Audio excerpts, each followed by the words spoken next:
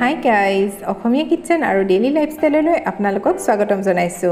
আজি মই আপোনালোকলৈ লৈ আহিছো কল পচলা আৰু মুৰ্গী মাংসৰ এখন জ্বলা ভাজিৰ ৰেচিপি। আশা কৰিছো ৰেচিপিটো চাই আপোনালোকৰ ভাল লাগিব। প্ৰথমতে মই এখন কেৰাহী পাতি লৈছো আৰু তাত দিছো অলপমান সৰিয়হৰ তেল। তেল গৰম হৈ আহিলত ইয়াত দিছো মই এখিলা তেজপাত। এটা মিডিয়াম সাইজৰ পিয়াজ মই সৰু-সৰুকৈ কাটি লৈছিলো, সেইখিনিও দি দিছো। আৰু পিয়াজখিনি মই এতিয়া ভালদৰে অলপ সময় ভাজি লৈছো। পিয়াজ ভজা হৈ গ'ল আৰু ইয়াত এতিয়া মই মাংসখিনি দি দিছো। মই লোকেল মুৰ্গীৰ মাংস ব্যৱহাৰ কৰিছো। আপোনালোকে ব্ৰইলাৰ মাংসও ব্যৱহাৰ কৰিব পাৰিব। ব্ৰইলাৰ মাংস দিলে খাবলৈ বেছি সোৱাদ হয় কাৰণ ব্ৰইলাৰৰ পৰা অলপ তেল ওলাই, যাৰ কাৰণে খাবলৈ বেছি সোৱাদ হয়। আৰু জ্বলা ভাজি সেইকাৰণে মই অলপ মাংসৰ পৰিমাণটো কমকৈ লৈছো আৰু অলপ সৰু-সৰুকৈ কাটি লৈছো। আৰু তাত দিছো অলপমান হালধি আৰু সোৱাদ অনুসৰি নিমখ। এতিয়া গোটেইখিনি মই ভালদৰে মিহলাই লৈছো।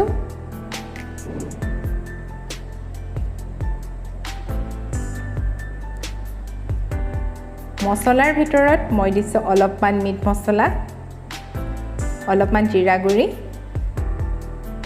অলপমান ধনিয়া গুৰি আৰু অলপমান ৰেড চিলি পাউডাৰ।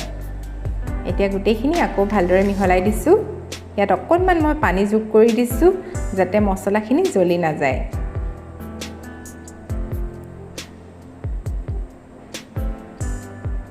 এতিয়া ইয়াত দিছো মই আদা, নহৰু আৰু জলকীয়া পিচি লৈছিলো, সেইখিনি দি দিছো। জলকীয়াৰ জ্বলাটো আপোনালোকে নিজৰ সোৱাদ অনুসৰি দিব, যিহেতু জ্বলা ভাজি অকণমান জ্বলা হ'লে খাই বেছি সোৱাদ লাগে।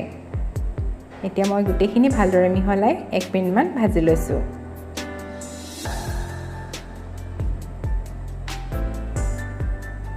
আৰু এতিয়া মই 5 মিনিটমানৰ কাৰণে ঢাকি ৰাখিছো। মাজতে মই আকৌ এবাৰ লৰাই দিছো।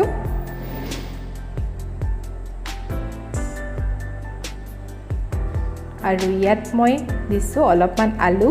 মই এটা আলু সৰু-সৰুকৈ কাটি লৈছিলো, সেই আলুখিনিও ইয়াত দি দিছো।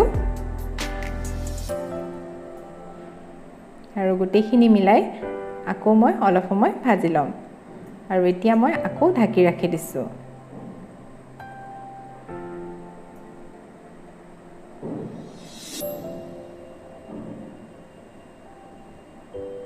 এনেদৰে ঢাকি থাকি 5 মিনিটমান মই আকৌ সিজাই ল'ম, যাতে মাংসটো ভালকৈ সিজি যায়।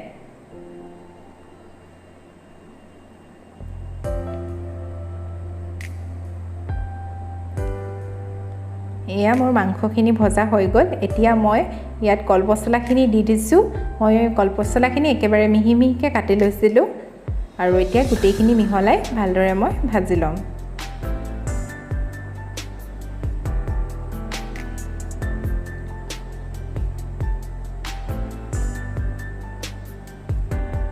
এতিয়া মই 5 মিনিটমানৰ কাৰণে ঢাকি ৰাখি দিম। মাজতে মই আকৌ এবাৰ লৰাই দিছো।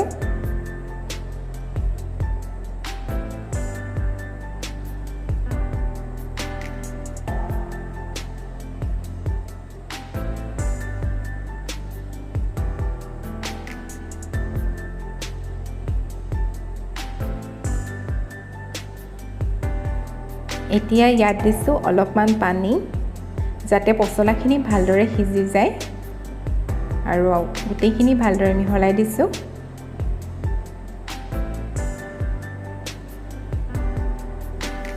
এতিয়া আকৌ মই 5 মিনিটমানৰ কাৰণে ঢাকি ৰাখি দিম। মাজতে আকৌ এবাৰ মই লৰাই দিছো।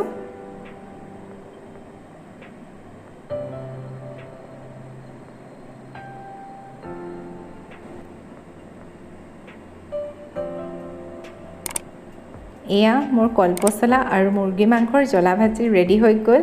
আশা কৰিছো ৰেচিপিটো চাই আপোনালোকৰ ভাল লাগিলে, আৰু যদি ভাল লাগিলে প্লিজ লাইক কৰি দিব, শ্বেয়াৰ কৰি দিব আৰু মোৰ চেনেলত নতুন হ'লে ছাবস্ক্ৰাইব কৰি ল'ব। Thank U.